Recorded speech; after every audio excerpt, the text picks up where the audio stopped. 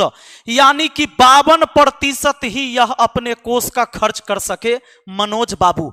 और इन्हीं के लिए मनीष कश्यप चिल्ला चिल्ला के कह रहा है कि 98% रुपया खर्च कर दिए। काहे काहे ठग रहा है भाई वाह। नमस्कार दोस्तों, कैसे यह व्यक्ति बार बार एक भोले भाले लोगों के इमोशन के साथ खेल रहा है। आइए इस वीडियो में हम आपको इसके एक एक झूठ का पर्दाफाश करके आपको दिखाते हैं। काहे कि आपने मुझे कहा था टुटपुंजिया शिक्षक। तो आइए आज आपके कितने सारे झूठ जो आम व्यक्ति नहीं पकड़ सकता है, लेकिन इस वीडियो में पूरे साक्ष्य के साथ। जब एक टीवी चैनल को इंटरव्यू दे रहे हैं, एक यूट्यूब चैनल पे इंटरव्यू दे रहे हैं, तो इन्होंने बताया कि दिल्ली में मनोज तिवारी अपने संसदीय क्षेत्र में 14,500 करोड़ रुपए खर्च किए। क्या बात है।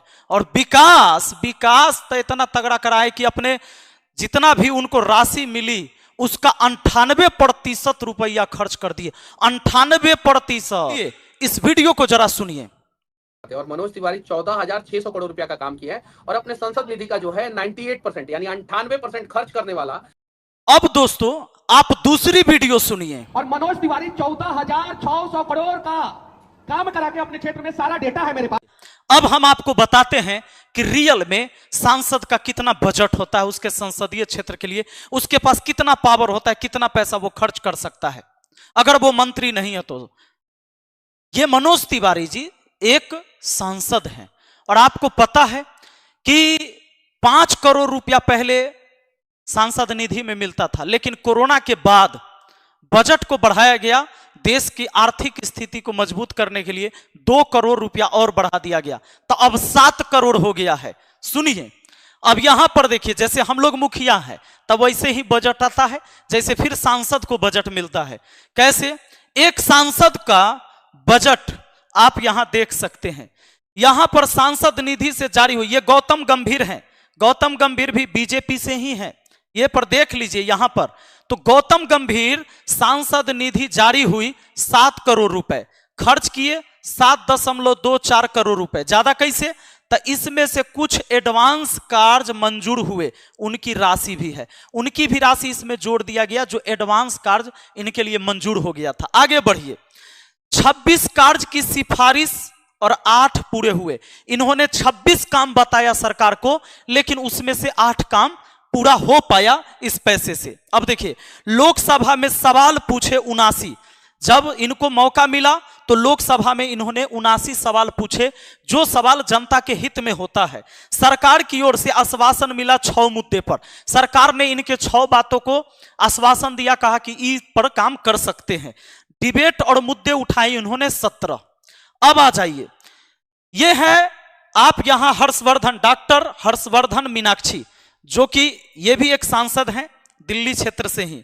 अब सुन लीजिए, सांसद निधि जारी 7 करोड़, खर्च किए 4.26 करोड़ रुपए। 47 कार्य की सिफारिश की गई, 10 कार्य की मंजूरी मिली। लोकसभा में सवाल पूछे इन्होंने 133, सरकार से आश्वासन मिला 10 मुद्दे पर। डिबेट में हिस्सा लिया या मुद्दे उठाए 74। डॉक्टर हर्षवर्धन व मीनाक्षी लेखी इसी कार्यकाल में कैबिनेट में। अब देख लीजिए यहां पर मेन बात, यहां ये हमारे मनोज तिवारी जी हैं। सांसद निधि से 7 करोड़ रुपए मिले, खर्च किया 3.64 करोड़ रुपए। 21 कार्य की सिफारिश की, 6 पूरे हुए। दोस्तों ये तो हो गए कि ये लोग सरकार में ही रहते हैं, तब ये बात है। ये जो अपने मनीष भाई स्टेज पर चढ़ के हमारे पास डाटा है, डाटा देख के हम बता रहे हैं कि सच्चाई तो ही है। 1 साल का 7 करोड़ आता है। अगर 5 साल भी सांसद रहे, 7 पचे 35 करोड़ रुपया हुआ सांसद निधि को मिला। कहला ठग रहे हो इस देश के जनता को। अब हम आपको बताते हैं, मैं गणित का टीचर हूं भाई, मैं आपको बता दूंगा। इस व्यक्ति ने कहा कि 98% रुपया खर्च कर दिया। कैसे हुआ 98%? देखते हैं। 7 करोड़ है ये।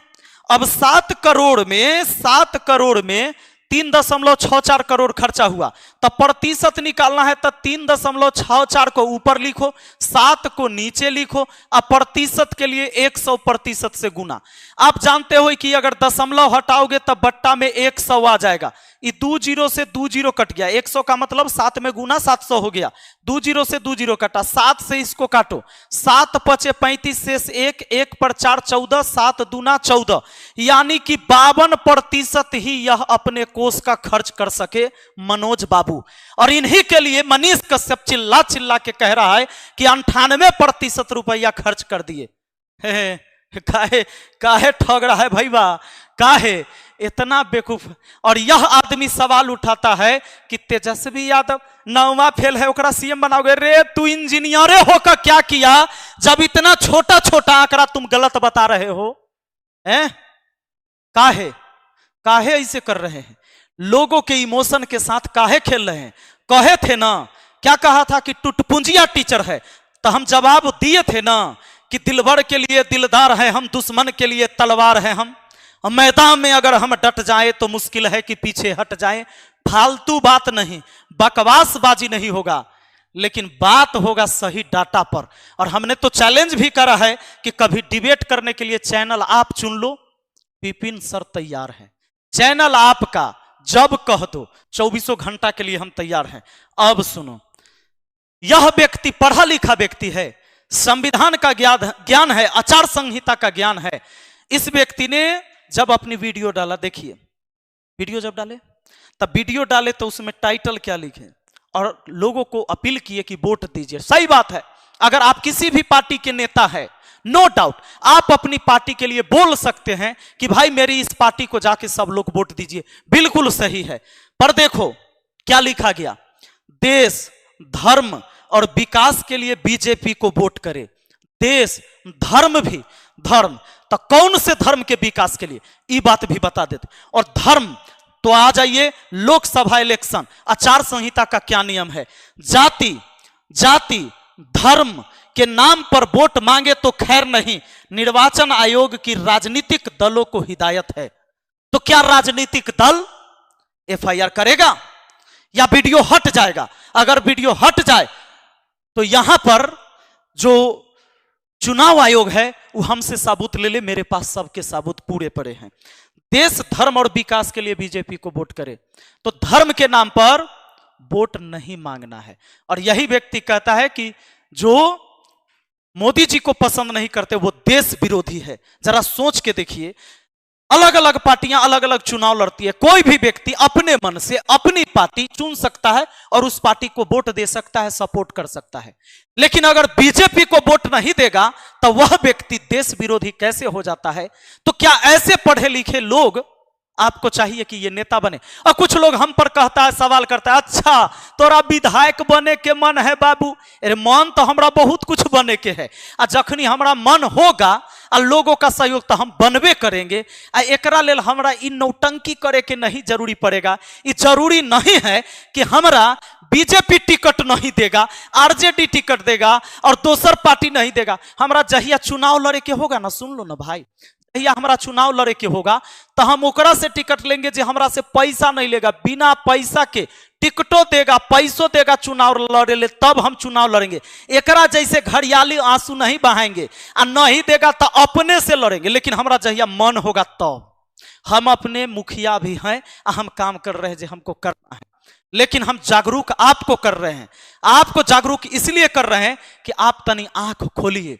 और झूठ मूठ के जो झूठा आंकड़ा दिया जाता है और इमोशनल होकर केकरो पीछे उड़ जाते हैं, चल देते हैं, कहते बाप रे बाप भैया सही बोल रहे हैं, भैया आप ही सब कुछ सही बोलते हैं।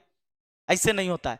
जरूरी नहीं कि आप मुझ पे भरोसा करिए, जाइए डाटा निकालिए। पढ़े लिखे लोग हैं ना, इस समाज में 1-2 आदमी पढ़ा लिखा है ना, निकालो डाटा, पता करो, लगाओ आरटीआई सब पर, निकालो जानकारी, जागरूक करो समाज को।